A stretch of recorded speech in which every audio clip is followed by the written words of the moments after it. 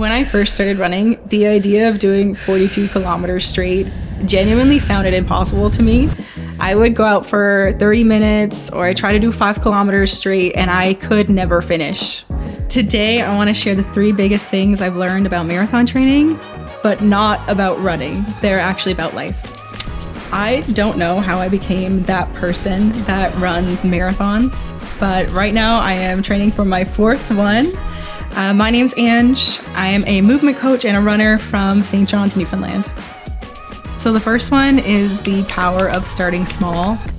Change doesn't happen overnight. The all-in approach that I was doing just was not sustainable or working for me, and it would ultimately just lead me to failure. What actually works is starting small. In running, that looked like jogging for a few minutes, then walking for a few minutes, and then gradually building up my distances and my paces. And I've actually been able to apply that to so many aspects of my life. At university, starting small meant studying for 1 chapter at a time instead of cramming everything all at once. And when I wanted to eat healthier, it started with a balanced breakfast instead of trying to overhaul my entire diet all at once. Over time, these small changes eventually lead to something way bigger.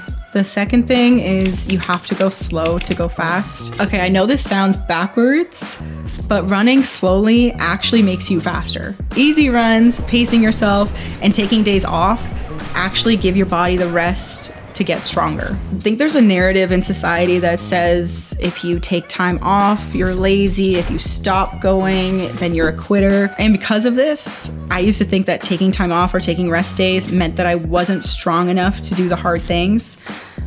But marathon training has actually taught me that it's the exact opposite.